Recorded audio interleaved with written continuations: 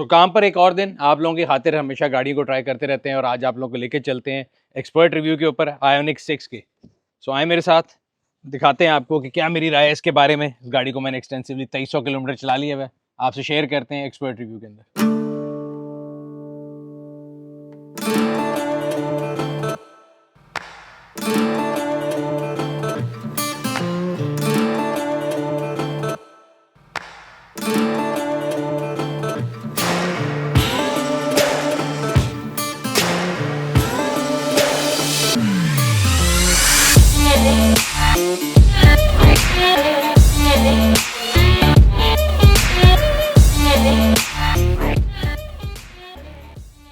So last review में भी हम आपको बता रहे थे कि जिस तरह इलेक्ट्रिक गाड़ी है उसका लोगों ने एक पैरामीटर सेट किया हुआ है कि लाहौर से इस्लामाबाद सिंगल चार्ज में जाती है कि नहीं जाती है। मैं पहले दिन से बता रहा हूँ कि हाइब्रिड हो या इलेक्ट्रिक गाड़ी हो, they are not meant to be for highways only, उनका बल्कि ज़्यादा इस्तेमाल शहर के अंदर किया जाता है। तो हम इसको शहर में चला चुके हुए हैं, शहर की माइलेज भी आपसे शेयर करूँगा, लेकिन हमने एक रस्म बना दी है, तो लाहौर से इस्लामाबाद भी हम इस गाड़ी का टेस्ट कर रहे हैं। इसको एक्सटेंसिवली टेस्ट करके आपको बताएंगे कि आप इसको कंफर्टेबली कहाँ लेके जा सकते हैं, कितनी माइलेज देती है। ऑन बॉक्स इस गाड़ी की जो अगर हम रेंज की बात करें तो इसकी बैटरी जो है वो 77.4 किलोवाट आवर की बैटरी है। शहर के अंदर जो क्लेम रेंज है हुंडई की तरफ से वो 519 किलोमीटर के ऊपर आती है। जो हमने एक्सपीरियंस किया है, ये भी मेरी ड्राइव के अंदर आपको दिखा रही होगी कि 482 100% पे रेंज है, यानी तकरीबन जो इसकी लास्ट एवरेज आ रही है गाड़ी की तकरीबन 250 किलोमीटर की जो एवरेज है, उसकी बुनियाद पे गाड़ी ये प्रिडिक्ट कर रही है कि 482 किलोमीटर चलेगी। अब हमने इसको चार्ज कर लिया है, गाड़ी का ट्रिप जीरो है, एवरेज भी जीरो है। It's all wheel drive dual motor variant. So this is the top of the line variant as far as the power configuration is concern. सो आयोनिक जो है उसको बेसिकली जब लॉन्च किया गया था तो इसके अंदर 2-3 ट्रिम्स आते थे, एक रेयर व्हील है, एक रेयर व्हील सिंगल मोटर है, डुअल मोटर है, और this one is the top of the line all wheel dual motor. So ये ऑल व्हील भी है, डुअल मोटर भी है, और इस गाड़ी की जो परफॉर्मेंस फिगर है वो बड़े इंप्रेसिव है। 320 जो है हॉर्स पावर है and it produces 605 newton metre of torque, which is a lot. Steering के ऊपर एक बटन है ड्राइविंग मोड का, इसको आप दबाते हैं। सो नॉर्मल, स्पोर्ट्स और इको तीन है। नॉर्मली मैंने जो शहर में चलाई है, बिकॉज बहुत ज़्यादा मैं तेज़ गाड़ी चलाने का शौकीन नहीं हूँ, और अगेन प्राइमरीली इन गाड़ियों का मकसद इनको भगाना नहीं होता। वो ज़रूर एक बंदा इसका 0 to 100 हमेशा चेक करता है, लेकिन वैसे अगर आप नॉर्मली चला रहे हो तो इट्स लाइक इकोनॉमी में मैं गाड़ी को चलाता हूँ।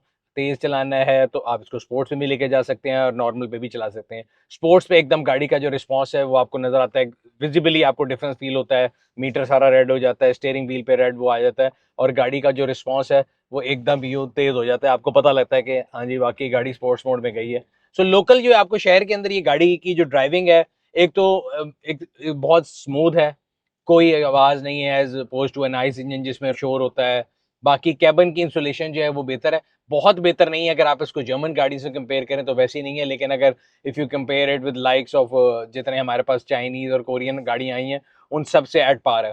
और इसकी जो शहर के अंदर फ्यूल इकोनॉमी है, जो मुझे भी मैंने थ्रू आउट चलाई है, उस पर तकरीबन मुझे मिलती थी 15.1 किलोवाट आवर पर 100 किलोमीटर, या 16 तक चली जाती थी, जिसका मतलब ये है कि जो इसकी क्लेम्ड रेंज है 519 किलोमीटर की, उसके करीब करीब 500 प्लस पहुंच जाती थी, या थोड़ा बहुत अगर आप इसको बहुत ज़्यादा खींच लें तो 480 से 520 वेरी करती है कि आप इसको कैसे चलाते हैं। तो शहर में तो इसकी माइलेज बड़े आराम से अचीवेबल है। हाईवे पे क्या माइलेज देगी अभी चेक करेंगे आज। सो 376 किलोमीटर, तो मेरे घर से 380 था, मुझे याद है लास्ट टाइम वाले रिव्यू के बाद। तो 376 किलोमीटर है जी अब हमारा जो डेस्टिनेशन है, जहाँ हमने पहुंचना है। गाड़ी जो अपनी रेंज शो कर रही है दैट दिस इज 477 किलोमीटर। तो 376 477 100 किलोमीटर भी गाड़ी की रेंज में एक्स्ट्रा है। बट ये मैं हमेशा आप लोगों को बताता हूँ कि इसका ये मतलब नहीं है कि आप बड़ा कंफर्टेबली पहुंच जाएंगे, बिकॉज आप जब इसको हाईवे पे चलाएंगे, हाई स्पीड पे चलाएंगे, तो ये जो इसकी परफॉर्मेंस फिगर्स हैं उसके साथ साथ जब ये आप इसकी देखेंगे नीचे एवरेज अभी जो आ रही है 14.3, ये 20s के कहीं करीब पहुंच जाती है मेरे अंदाजे के मुताबिक, विच मीन्स के आप जो है आपको हम उसकी कैलकुलेशन करके खैर बताते रहेंगे। अब आते हैं शहर के अंदर इसकी जो ड्राइव और मनूवरेबिलिटी के बारे में, गाड़ी की सस्पेंशन हैंडलिंग। तो सस्पेंशन बहुत स्मूथ है, हालांकि गाड़ी में 20 इंच के अलॉय व्हील्स हैं, लेकिन फिर भी जो गाड़ी है बिल्कुल नॉइजलेस है। एक तो गाड़ी की इलेक्ट्रिक होने की वजह से, दूसरा जो इसके टायर हैं वो भी स्पेशली इलेक्ट्रिक गाड़ियों के लिए जो प्रोड्यूस किए जाते हैं वो हैं जो कि बिल्कुल नॉइजलेस है। तो गाड़ी चलते हुए आपको किसी किस्म की कोई आवाज़ नहीं आती, और जो है ना खड्डों शड्डों में भी गाड़ी की सस्पेंशन का रिस्पॉन्स बहुत अच्छा है। एक दूसरी चीज़ जिसका मैंने फील किया है कि इलेक्ट्रिक गाड़ी जो है ना शहर में आपको, एक तो मैंने आपको बताया ना कि it's a way of life, एक आप इको फ्रेंडली गाड़ी चला रहे हैं, आपको पता है कि यार मैं जो भी चीज़ चला रहा हूँ it's very eco friendly, firstly. Secondly, आपके पास जो है आपको बार बार फ्यूल स्टेशन पे नहीं रुकना, आप चार्ज करते हैं। रेंज एग्जाइटीज के इशू आते हैं, but with range of this I think 500 kilometre plus range जो होती है, उसमें रेंज एग्जाइटी एटलीस्ट शहर के अंदर तो मुझे कहीं नहीं आई, बिकॉज मैं जिस गाड़ी को जब से चला रहा हूँ, शुरू में जब मैं इलेक्ट्रिक गाड़ी चलाता था जिनकी माइलेज 200 किलोमीटर के अंदर थी, तो बंदे को परेशानी रहती थी कि 100 के बाद गाड़ी ना टेंशन में आ जाता था, और ये लाइट आ जाती थी। But 500 plus I think is a good mileage, जिसमें आपको रेंज एग्जाइटी बिल्कुल नहीं आती।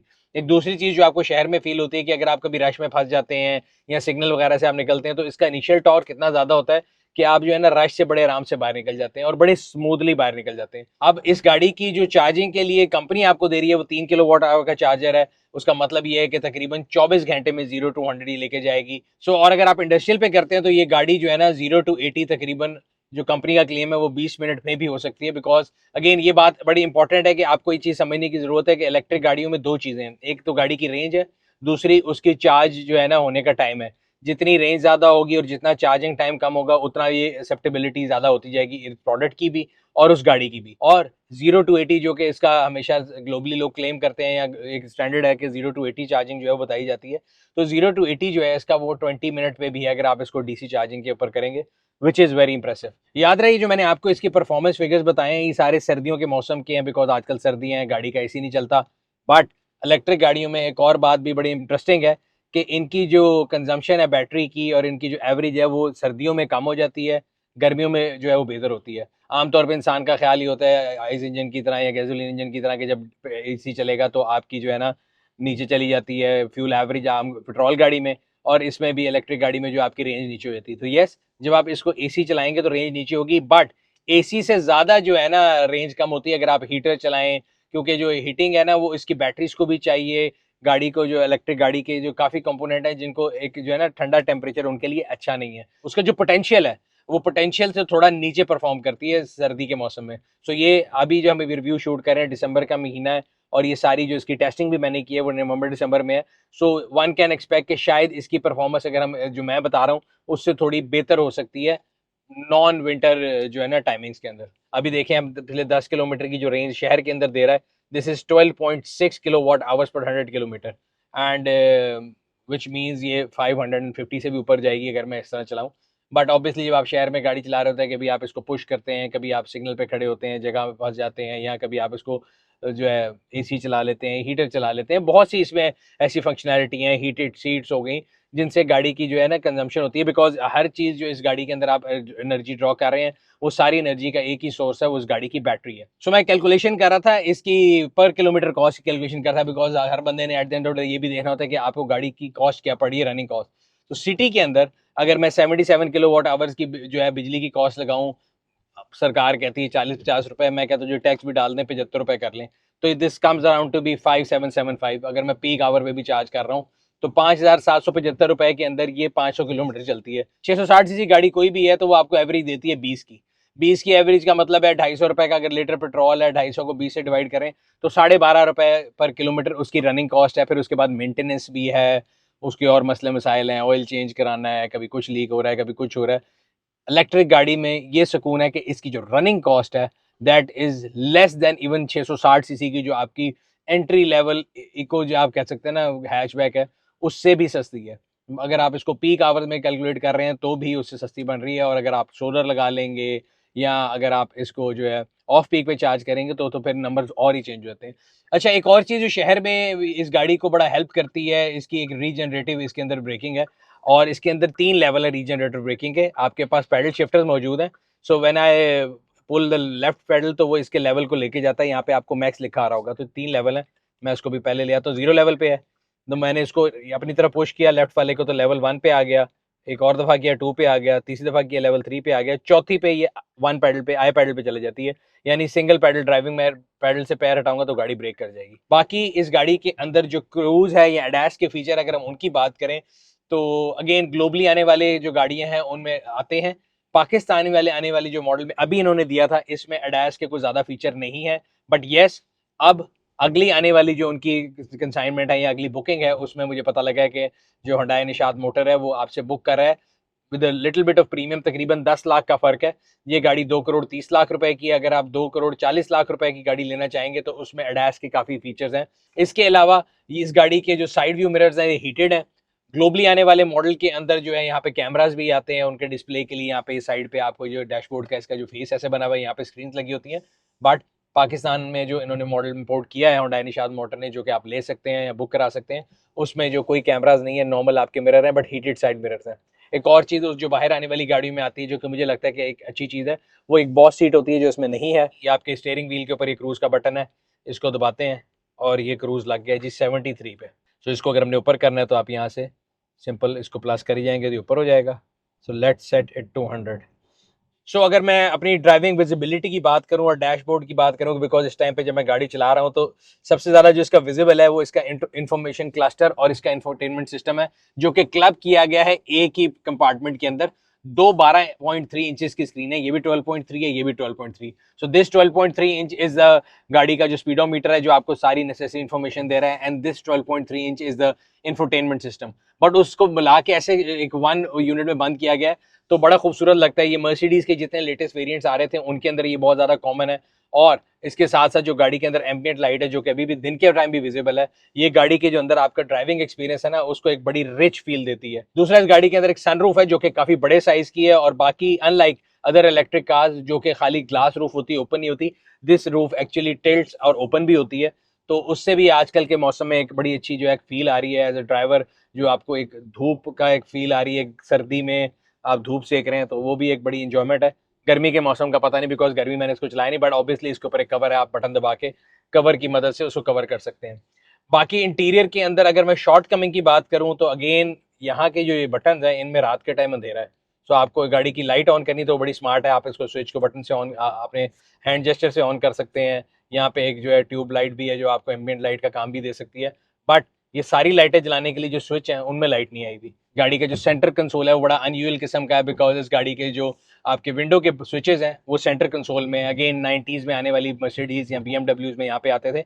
उसके अलावा जापानी जो है वो दरवाजे से नहीं हटे, लेकिन जर्मन्स ने जो है ये तकरीबन 90s के एरा में यहाँ पे शिफ्ट किया था, वो भी बाकी दरवाजे पे आ गए।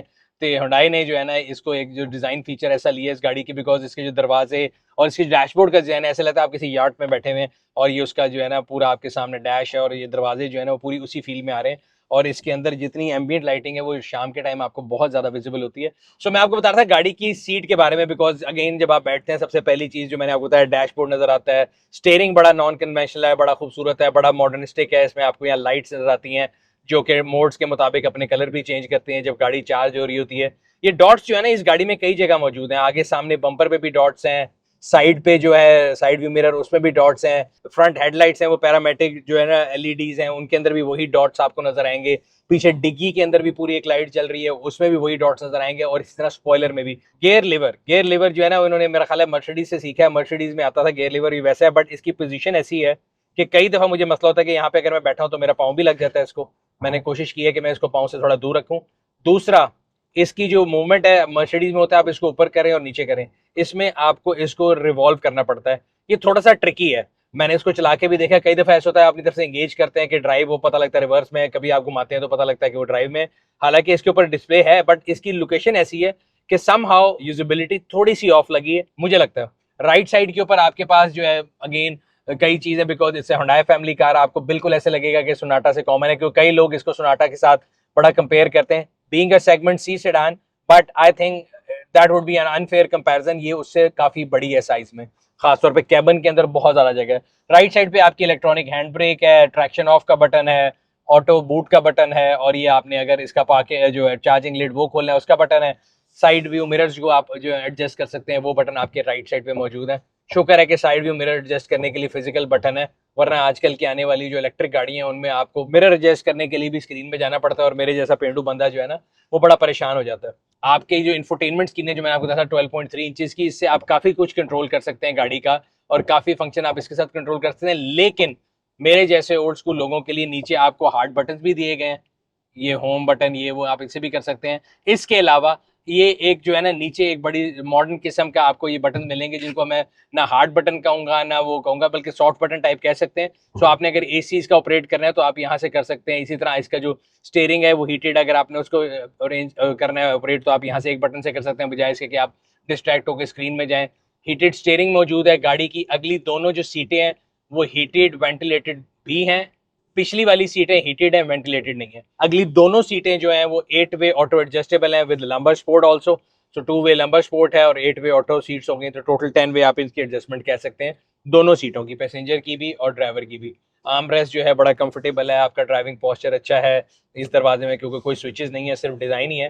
तो आप यहाँ पे अपना हाथ बड़े आराम से दोनों तरफ रख के आपकी जो ड्राइविंग पोजीशन है वो बड़ी बेहतरीन है। सो अभी एलेंट्रा जा रही थी और एलेंट्रा का पिछले दिनों हमने रिव्यू किया था और मुझे याद है मैंने उसके रिव्यू में बताया था कि एक चीज़ जो मुझे उस गाड़ी की सबसे ज़्यादा पसंद आई थी वो ये थी कि उस गाड़ी के अंदर एप्पल कारप्ले और एंड्रॉयड ऑटो जो है ना दोनों वायरलेस थे, और आपने अगर कहीं जाना है, आपने मैप यूज़ करना है, तो आपको अपने फ़ोन के अंदर घुसने की ज़रूरत नहीं पड़ती थी। आप सेम टाइम पे म्यूज़िक भी सुन सकते थे, अपना मैप भी चला सकते थे और बड़ा कन्वीनियंट था। इस गाड़ी के अंदर भी एंड्रॉयड ऑटो और एप्पल कारप्ले मौजूद है, बट इट इज़ वायर्ड। और वो वायर्ड के लिए भी जो आजकल ज़्यादातर यूएसबी सी वाली कनेक्टिविटीज़ हैं उनसे नहीं होता, बिकॉज मैंने यूएसबी सी वाले उस पर लगाया हुआ है एक खास जो इनमें से स्लॉट है जिसके ऊपर से अगर आप लगाएंगे अपनी केबल तो आप एंड्रॉयड ऑटो और एप्पल कारप्ले है जो दोनों उनको यूज़ करते हैं, बट वायर्ड उसके साथ, जो कि मुझे लगता है कि थोड़ा सा ऑफ है। अच्छा जी, ये आ गया इसका अभी तक के ड्राइव पार्ट की बात। अब क्योंकि हम हाईवे पे गाड़ी चला रहे हैं तो आपसे ये भी शेयर कर लेते हैं। कैबिन इंसुलेशन जो है हाईवे के लिहाज से भी बेहतरीन है, बाहर का कोई शोर आपको नहीं आता, गाड़ी के अंदर कोई आपको ये नहीं लगता कि जी ओवर स्टीयर अंडर स्टीयर किसी किस्म की कोई नहीं, बल्कि गाड़ी बहुत जम के चलती है। खास तौर पे ऑल व्हील होने की वजह से इस गाड़ी की जो कॉर्नरिंग के ऊपर परफॉर्मेंस है ना, अगर कोई टर्न्स आते हैं या कहीं जगह पे आप नीचे उतर रहे हैं, खास तौर पे शॉर्ट रेंज पे भी this car has perform exceptionally well. मैं ये गाड़ी पहले चला चुका हूँ हाईवे के ऊपर, इसीलिए मैं आपको बता रहा हूँ। और मैं इसीलिए आज का जो हमने बेसिकली थोड़ा सा है वो रूल भी चेंज करेंगे। चलें आपको बता ही देता हूँ, मैंने पहले सरप्राइज रखा हुआ था। हमने लास्ट जो गाड़ी का किया था रिव्यू, हमने दीपाल का किया था और हमने कहा था कि जहाँ पे वो जीरो होगी हम वहाँ गाड़ी रोकेंगे और फिर आगे देखेंगे क्या हुआ। और हमने आपको बताया था कि उसने लाहौर से इस्लामाबाद टूल प्लाजा तक पहुँच गई थी। बट अगेन मेरा पॉइंट ये होता है कि मकसद इस्लामाबाद पहुंचना नहीं है, पॉइंट ए से पॉइंट बी पहुंचना है। और ये कोई लड़ाई नहीं है कि हमने कहना है कि जी इसकी गाड़ी यहाँ पहुंची उसकी गाड़ी नहीं पहुंची। हमने सिर्फ ये देखना है, मेरा एज अ रिव्यूअर ये जो है ना मकसद होना चाहिए कि मैं आप लोगों को बताऊं कि कौन सी गाड़ी आप लेंगे। तो अपनी जिंदगी को कंफर्टेबल बनाने के लिए इंसान ये चीजें लेता है, तो कंफर्टेबली आप जो है कहाँ से कहाँ पहुंच सकते हैं। तो मैंने ये फैसला किया है कि मैं इसको भेरे पे लेके जाके आज चार्ज करूंगा। हम आपको बता देंगे कि भेरा तक ये कितने परसेंटेज पे पहुंच सकती है, उसके आगे आप सारे लोग जो है मैथ्स कर सकते हैं कि अगर भेरे तक कितने परसेंट पे पहुंची है तो आगे कितने पे पहुंचेगी।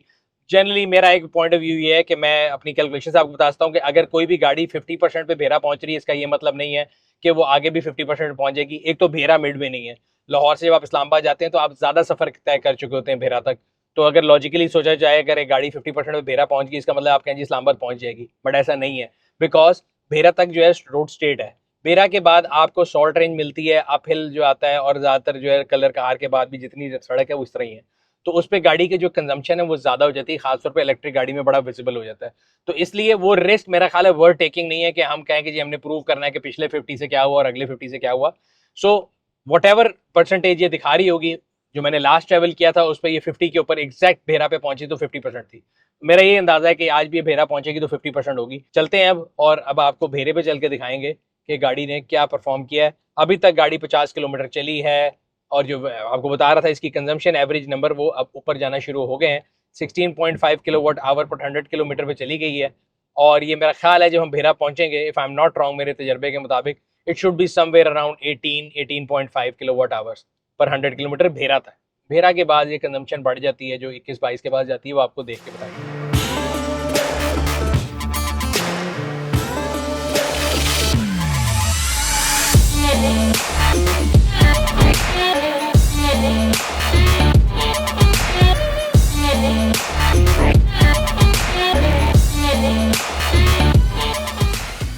यहाँ पे जो चार्जिंग का रेट है वो लिखा हुआ है जी 150 पर किलोवाट आवर्स। इस्लामाबाद में 110 है, लाहौर में 100 है। गवर्नमेंट को इस पे भी काम करने की मेरा ख्याल है बहुत अशद ज़रूरत है कि टेक्नोलॉजी और एनर्जी के सारे जो है ना फिगर्स या नंबर्स होते हैं वो सेम होने चाहिए। जिस तरह पेट्रोल का रेट पूरे मुल्क में एक है, इस तरह इसका भी एक ही होना चाहिए। सो बाहर जाने से पहले मैं आपको बता दूँ, जिस तरह मैं आपको बता था, ये जगह जो इसका है ना, ये गियर का जो है ये मुझे लगता है कि थोड़ा आउट ऑफ प्लेस है, आपका पाँव लग सकता है। व्हीकल की जितनी सेटिंग्स हैं आप इसको यहाँ से चेंज कर सकते हैं। थीम लेआउट में जाके, मैंने आपको बताया 6 थीम्स हैं, डिफरेंट चीज़ें आप इससे चेंज कर सकते हैं। गाड़ी चलाते हुए मैंने आपको इसलिए बेसिकली नहीं बताया कि सेफ्टी का हैजर्ड हो सकता है। बाकी रूफ लाइनिंग ब्लैक है, यहाँ पे जितनी लाइट है सारी ब्लू है। इसके अंदर लाइट नहीं है, मैंने आपको बताया था। इसके अलावा एक और ये बड़े मज़े का स्विच है, अगर आपने कोई अपनी चीज़ें डिवाइस को पावर करना हो तो आप इसको पावर आउटलेट के तौर पे यूज़ करके अपनी जो मशीन्स या डिवाइसेज़ हैं उनको भी चला सकते हैं। 49% की गाड़ी, अब देखते हैं कि कितने टाइम में चार्ज होती है। उतनी देर में आपको इंटीरियर का वॉक अराउंड करा था। तो आइए पिछली सीट पे बैठते हैं। पिछली सीट जो है, अब मैंने अगली सीट को फुल पीछे किया हुआ है, उसके बावजूद इधर बहुत ज़्यादा जगह है। It's just like you're sitting in a drawing room. ये वाली सीट आप देख लें कितनी स्पेस है। बट एक चीज़ इसकी कमी महसूस होती है, वो थाई सपोर्ट की है। मैंने लाहौर से गुजरांवाला सफ़र किया था इस पे, रज़ा साहब गाड़ी चला रहे थे और मैं पीछे बैठा था। तो ये जो पिछली सीट है इसमें बैठना वैसे तो बड़ा कंफर्टेबल है, आर्मरेस्ट नीचे करके, लेकिन यहाँ पे थोड़े अरसे बाद आपकी थाई सपोर्ट ना होने की वजह से आपको थोड़ा सा जो है ना हेक्टिक फील होता है। यहाँ पे स्टोरेज स्पेस भी है, कनेक्टिविटी है, एसी के वेंट्स हैं। यहाँ भी ये जो स्टोरेज स्पेस है, वैसे इसमें क्या स्टोरेज कर सकते हैं ये नहीं मुझे पता, ना ये कोई छोटी चीज़ आ रही है ना बड़ी आ रही है। पिछले दरवाज़ों के जो है ना स्विचेज इसी में है, कन्वेंशनली जिस तरह होते हैं। इसके अलावा 60-40 स्प्लिट है, अगर आपने इसमें सामान रखना है तो आप इसको नीचे करके और सामान भी रख सकते हैं। इस गाड़ी का एक्सटीरियर कलर बहुत ही खूबसूरत मैट सिल्वर फिनिश है, जो कि कंपनी से आया हुआ है, आप ऑर्डर पे ले सकते हैं। सो अगर एक्सटीरियर देखें, पहले हम वॉक अराउंड कर चुके हैं, लेकिन आपको फिर बताते हैं। गाड़ी की जो हेडलाइट्स हैं बहुत ही खूबसूरत हैं, पैरामेट्रिक पिक्सल एलईडीज हैं और फुल एलईडी हेडलैम्प्स हैं। नीचे अगर आप देखेंगे तो ये जो फ्लैप्स हैं, ये गाड़ी की जो बैटरी है उसको अगर कूलिंग से जो उसका सिस्टम है उसके लिए खुलते हैं, अपनी मर्जी से ये दोनों फ्लैप्स खुल जाते हैं। ये सामने डिज़ाइन है, इसमें कोई रडार मौजूद नहीं है, रडार वाली गाड़ी आती है, मैंने आपको बताया। सामने हुंडई का लोगो है और यहाँ से विंड पासिंग के लिए यहाँ पे आपको जो है ना दोनों तरफ वेंट्स मिलेंगे। साइड पे आ जाए तो सबसे ज़्यादा जो प्रोमिनेंट चीज़ है जो आप नोटिस करेंगे वो इसके डायमंड कट 20 इंच के अलॉय व्हील्स हैं, जो कि बहुत खूबसूरत हैं। और उनके ऊपर जो टायर है मैंने आपको बताया था प्रीली का, और ये खास तौर पे ईवी कार्स के लिए बना हुआ और नॉइजलेस टायर है। साइड पे आ जाएं तो वही जो आपको मैंने बताया था डॉट एलईडीज इसके जो हैं आपको साइड व्यू मिरर के अंदर भी मिलेंगे, हीटेड साइड व्यू मिरर्स हैं। सो गाड़ी के जो डोर हैंडल्स हैं ये फ्लैश स्टाइल भी कह सकते हैं, कंसील्ड भी है, जब आप इसको लॉक कर देंगे तो बिल्कुल अंदर चले जाते हैं। पीछे की तरफ आ जाएंगे तो जो पिछली एलईडीज हैं वो भी फुल कॉम्बिनेशन एलईडीज हैं और बहुत ही खूबसूरत है। जिसकी एलईडी कॉम्बिनेशन है ना, जब वो जल रहा होता है तो बहुत ही खूबसूरत है। ऊपर आयोनिक की बैजिंग है और पीछे जो गाड़ी के स्लांट है ना, इसके अंदर आपको एक ये स्पॉइलर नजर आएगा, सेकंड ये नजर आएगा, और अगर आपकी सनरूफ खोली हो तो ये तकरीबन 3 के लेवल के आपको ना स्पॉयलर्स इसमें कर्व्स मिलते हैं। और इसका जो बैक एंड है मुझे लगता है उसकी बहुत ज़्यादा इंस्पिरेशन ड्रॉ की गई है पुरानी 911 से, पोर्शा की। और नीचे अगर देखें तो आपको डिफ्यूजर बम्पर मिलेगा, उसके अंदर भी एलईडीज मौजूद हैं, रिवर्स कैमरा, और इसका जो बूट है ये बेसिकली ऑटो बूट है विद बटन, आप इसको खोल सकते हैं। काफ़ी ज़्यादा बड़ा बूट है, 410 लीटर्स ऑफ मेरा ख्याल स्पेस है। एंट्री जो है उसका थोड़ा जो है कम है, लेकिन अगर आपने सामान रखना हो तो काफ़ी ज़्यादा सामान है। जैसा मैंने आपको बताया 60-40 स्प्लिट है, आप उसको आगे भी कर सकते हैं। ये इसके अंदर टायर की एक किट मौजूद है, जिसके अंदर आप अगर टायर रिपेयर करना चाहें तो चीज़ें, बिकॉज इसमें कोई स्पेयर व्हील नहीं है, सो एक हवा वाला पंप है, एक पंचर किट है, ये दोनों चीज़ें इसके साथ आती हैं। और इसके साथ बड़ी मज़े से आप इसको कहीं भी स्टिक कर सकते हैं, स्टिक लगा हुआ है, आप इसको कहीं भी लगा लें। सामान रखने के लिए अगर आप सीट आगे करना चाहते हो तो आप इसको पुल करके आगे कर सकते हैं, and it goes down with the click of a button. So अगर इसकी गाड़ी की ओवरऑल डिज़ाइन और लुक की बात करें तो मुझे तो बहुत खूबसूरत लगती है, बट लोगों के इसके बारे में मुतज़ाद ख्याल आते हैं। कोई कहता है कि इसका डिज़ाइन बहुत ज़्यादा जो है एकदम स्लांट हो जाती है, थोड़ा बड़ी हो सकती थी। कोई कहता है कि जी थोड़ा इंस्पिरेशन 911 से बहुत ज़्यादा है, 911 से। सो आईएनएक्स 6 को 2023 में डिज़ाइन कैटेगरी में electric car of the year का अवार्ड भी मिला हुआ है। तो ये मैंने इसके आपको एक वॉक अराउंड दे दिया। अब इसकी चार्जिंग देखते हैं और फिर आगे अपना सफ़र कंटिन्यू करते हैं और आपको फाइनल वर्डिक्ट बताएंगे। गाड़ी 50 से 97 यानी 47% ऐड हो गई है 39 मिनट में। क्योंकि अगेन मैं हमेशा बताता हूँ 0 to 80 जो स्पीड में जाता है, 80 to 100 जो है वो फिर आहिस्ता एंड पे जो है ना स्लो जाता है, ये स्टैंडर्ड है सबके लिए। सो अब मेरा ख्याल है इसको यहाँ तो 100 पूरा करा लेते हैं ताकि हमारी कैलकुलेशन ईजी हो जाए, और फिर चलते हैं और आपको बाकी गाड़ी के बारे में रिव्यू बताते हैं। सो 99% चार्ज हो जाएगी है, 4 मिनट में 100% हो जाएगी। अगेन मैं रिपीट कर दूं कि डिमिनिशिंग उसकी होती है किसी भी बैटरी के अंदर। आपका 0 to 80 काफ़ी ज़्यादा स्पीड में होता है, 80 से 100 तक जो है वो सेल अपनी जगह फाइंड कर रहे होते हैं और उसमें टाइम ज़्यादा लगता है। इसीलिए इंडस्ट्री स्टैंडर्ड ये है कि आपको 0 to 100 नहीं, 0 to 80 बताया जाता है। इस गाड़ी में एक चीज़ जिसकी मुझे कमी बहुत ज़्यादा महसूस हुई है, वो इसके अंदर 360 कैमरे की कमी है। सो अगर आप इसका ये कैमरे का बटन दबाएंगे, सो इसमें डायनामिक गाइडलाइंस के साथ ये कैमरा तो मौजूद है, लेकिन 360 कैमरा जो है ना वो मेरे ख्याल से इस गाड़ी की होने की ज़रूरत थी। अगर सेफ्टी फीचर्स की बात करें तो वो गाड़ी में सेफ्टी फीचर्स पूरे हैं। इसमें 6 एयर बैग्स हैं, हिल स्टार्ट असिस्ट है, इलेक्ट्रॉनिक पार्किंग ब्रेक है, ऑटो होल्ड है। सो ये सारे फीचर्स गाड़ी के ऊपर ऑन बोर्ड मौजूद हैं। सो अब हम तकरीबन सॉल्ट रेंज पे पहुंचने वाले हैं। 20 किलोमीटर गाड़ी आ चुकी है भेरा से आगे। अगर आप नोट करें अब जो एवरेज है वो ऊपर चली गई है 25 किलोवाट आवर्स पर 100 किलोमीटर। इसमें मैंने आपको बताया था कि भेरा के बाद जब अपहिल स्टार्ट होगा तो गाड़ी की कंजम्पशन जो है वो बुरी साइड पे चली जाती है। पहले आपको याद हो तो 18 का फिगर हाईवे 18-19 पे था, शहर में 15-16 था, बट अब ये 25 है। अब हम सॉल्ट रेंज एंटर होने लगे हैं तो देखते हैं कि सॉल्ट रेंज के अंदर जो है वो कितनी बैटरी गाड़ी कंज्यूम करती है। इस साइड पे मैंने आपको बताया था इंफोटेनमेंट सिस्टम जो है वो वायर्ड जो है इसमें एंड्रॉयड ऑटो है, तो मैंने वायर से कनेक्ट कर लिया है। तो अब मेरा जो मैप है वो आपको इसमें नज़र आ रहा है। और अब हम इस शॉर्ट रेंज में दाखिल हो गए। 92% बैटरी हमारे पास अवेलेबल है। और अब हम देखते हैं कि गाड़ी जो है इसकी चढ़ाई के बाद कितने परसेंट बैटरी जो है इसमें कंज्यूम करती है। और हमारा जो एवरेज है 25.8 से ऊपर जाता है, नीचे आता है। लेट्स सी कहाँ जाते हैं। वैसे मैंने इस गाड़ी को, क्योंकि मैं पहले भी आपको बताया, इस जगह चला चुका हूँ। और हाईवे के ऊपर इस गाड़ी का जो सड़क के ऊपर बिछ के चलना है वो कमाल है। ऑल व्हील का मजा जब आपको आता है, खास तौर पे जब कॉर्नरिंग या अभी आप यहाँ पे देखेंगे कहीं भी शार्प कर्व्स आए, वहां पे एक गाड़ी जमीन के साथ जुड़ जाती है, जो कि बहुत ही इंप्रेसिव है। और एक और चीज हमेशा इलेक्ट्रिक गाड़ी में कई लोगों को होता है चलाते हुए कि बहुत भारी फील देती है। This car is very nimble, ये आपको कहीं भी कोई हैवी फील नहीं देती। सो अभी शॉर्ट रेंज को एंजॉय करते हैं। शॉर्ट रेंज से निकल के आपको बताते हैं कि गाड़ी की जो है स्टैट्स क्या हैं, क्या कंजम्पशन कर रही है और कितने परसेंट बैटरी इसने खाई है। सो अभी मैं आपको बता रहा था कि ये देखें, कॉर्नरिंग के ऊपर गाड़ी को मैं एक डिसेंट स्पीड पे, कोई ओवर स्पीडिंग नहीं कर रहा, लेकिन गाड़ी जो है वो सड़क के साथ चिपकी हुई है। कहीं भी वो जो ना आपको फील नहीं कराती कि आप इन कंट्रोल नहीं है। और अगर कभी ऐसे अक्लमंद जो लोग एकदम बगैर देखे आ जाते हैं तो उस पर अगर आपको मनूवरिंग करनी पड़े, तो I think it's very driver friendly car in that sense. So अब हम सॉल्ट रेंज से बाहर निकल आए हैं। 92% पे हम एंटर हुए थे। 88%, मतलब 4% कंजम्पशन की है उसने सॉल्ट रेंज के एरिया में। और जो गाड़ी की ओवरऑल कंजम्पशन है, और फिगर आप देखें, हाई से हाई जाते जा रहे हैं। 29.8 kilo watt hours per 100 kilometre पे आ गई, बिकॉज मैंने आपको बताया था हाफ हिल पे गाड़ी की कंजम्पशन बढ़ जाती है। अब देखेंगे इस्लामाबाद पहुंचने तक कि ये टोटल क्या एवरेज देती है। So we are approaching Islamabad toll plaza.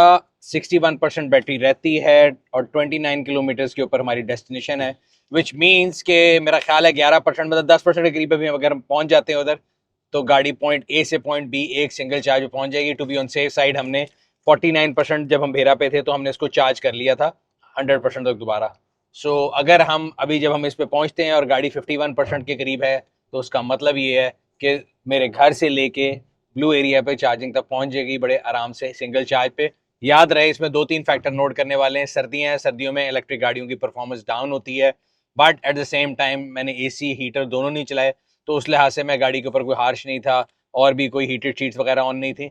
सो एक कंफर्टेबल जो है, मेरा ख्याल है आप आराम से पहुंच सकते हैं। लेकिन अगर आप फैमिली के साथ हैं और आप बिल्कुल कंफर्टेबल रहना चाहते हैं, तो आई वुड सजेस्ट कोई भी इलेक्ट्रिक गाड़ी हो, उसकी जो मर्जी रेंज हो, आप उसको अगर मिड वे पे रुक के थोड़ा जूसअप कर लेंगे तो आप बहुत कंफर्टेबल रहेंगे। आपको रेंज एग्जाइटी नाम की कोई चीज़ नहीं होगी।